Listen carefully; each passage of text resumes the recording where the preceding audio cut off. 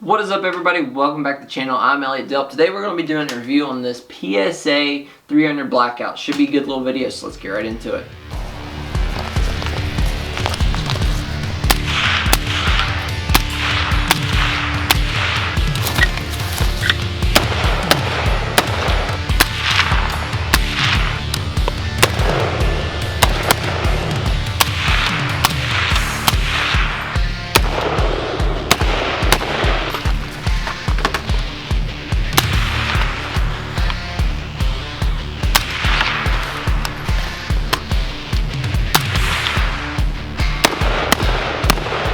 So, like I mentioned before the intro rolled, we're going to be doing a review on this Palmetto State Armory 300 blackout.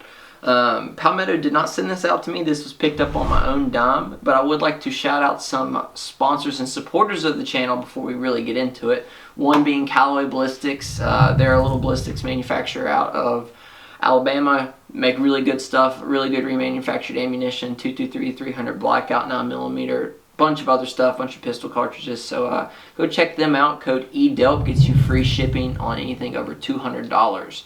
Right, really good deal there. Next person, LA Police Gear. You guys know it, they're a huge supporter of my channel. You can pick up anything over at LA Police Gear other than firearms and ammo. You can buy magazines, you can buy EOTechs, you can buy tactical gear, all kinds of stuff, and if you use code DELP you save 12%, so go check out LA Police Gear. Alright.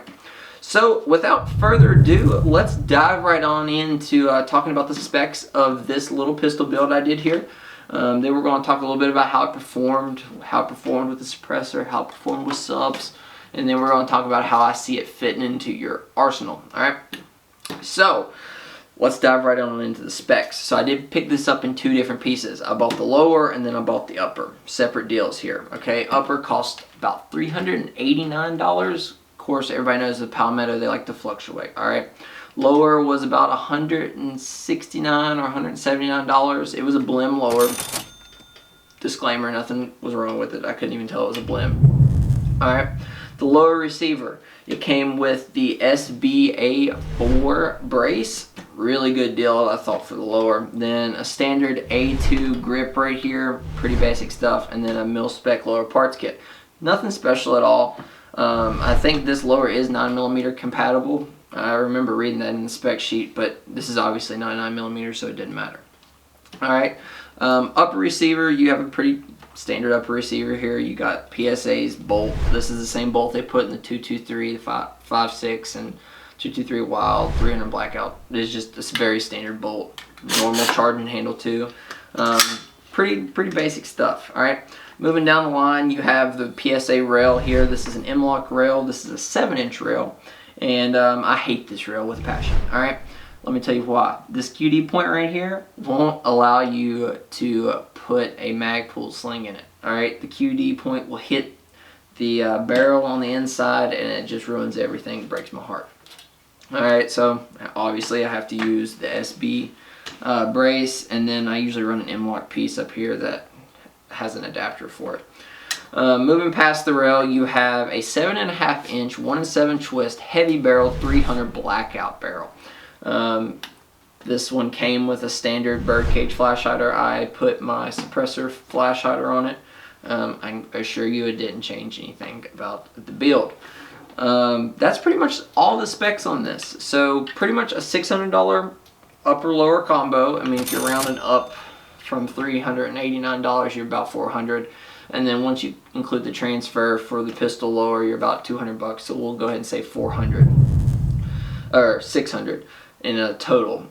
Pretty good deal on a 300 blackout pistol. I don't think you could find much better options unless you went with maybe a cheaper lower, or cheaper lower with like a crappier brace, and then I still don't know if you could find a better option. Or if you went with a crappier rail system or barrel. Okay, I'm sure if you got a larger or longer barrel, you could drop the price a little bit. If you didn't get a heavy barrel, I'm not sure. So $600 isn't bad. So let's talk about how it performed. I've had this for quite some time now on the channel, and I've done a lot of shooting with it. And we'll be honest with you, most of my shooting with it has been Tula. That's pretty much all I've been able to find here locally. 300 blackout's pretty hard to come by. I did see some in Royal King the other day, but I didn't pick it up because I already pretty much finished all the testing I was going to do with this thing. Tula shot pretty good in it. I was able to get about 2-inch groups with it. It shot great, it cycled great, it ran great, no problems whatsoever. Callaway Ballistics, Subsonics. So I have a can here. This is the can I ran with it. This is about a 10-inch can. It's really crazy that the can's longer than the barrel. But this thing won't cycle my subs, and I can't figure out why. I haven't done too much messing around with it. I'm going to put an adjustable gas block on it, and then I'm going to go from there by changing maybe a lightweight bolt. I already took 2 of the weights out of the buffer, and that didn't really do much for me. I can get it to kick out, which I was able to do before I messed with the buffer, but I can't get it to cycle up a new one or feed a new one. So, real unfortunate, but Tula ran fine, suppressed, unsuppressed, shot like a dream.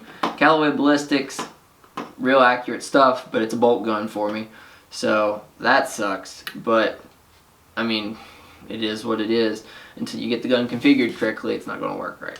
So this is a work in progress, and when this happens, I will make a complete video on how I fixed my problem, and hopefully share the information with you guys, so maybe if you're having the same problem I am, it'll help you out. If you're watching this and you know how to fix my problem, go leave a comment. I'd love to hear from you. I'd love to take some advice. I mean, it'd mean a lot. So that about does it for the how it performed. Performed great, very well priced, won't cycle subs. That's about it.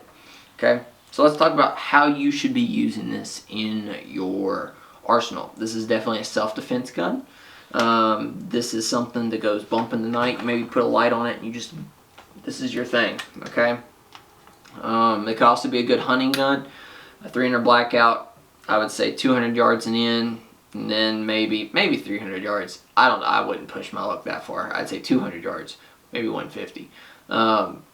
Good medium small game, so maybe coyotes, pigs, deer, whitetail deer. Not elk, of course, but kind of the lower end of the spectrum. Run a can on it, shoot some subsonic soft points or hollow tips, hollow points or soft points, and then go with it. Go hunting with it, eat it up.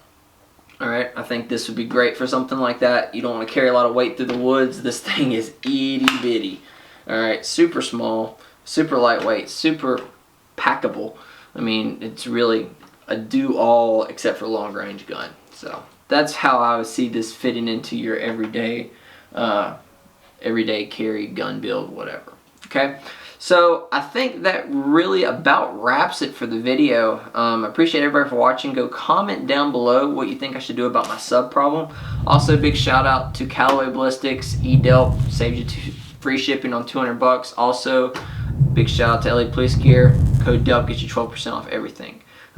Make sure to comment, subscribe, and like the video. Also, go follow me on Instagram. There I post all kinds of pretty sweet photos of firearms. Literally everything I have you can see on my Instagram. If you want to find the links to all the stuff I use, do, whatever it may be, Take Someone Outdoors in the description. TakeSomeoneOutdoors.com/links will get you there. There is kind of like my link tree, but it's my link tree because Linktree hates firearm content. So big F you to Linktree. That about does it for the video, guys. I appreciate everybody for watching. As always, take someone outdoors. Peace.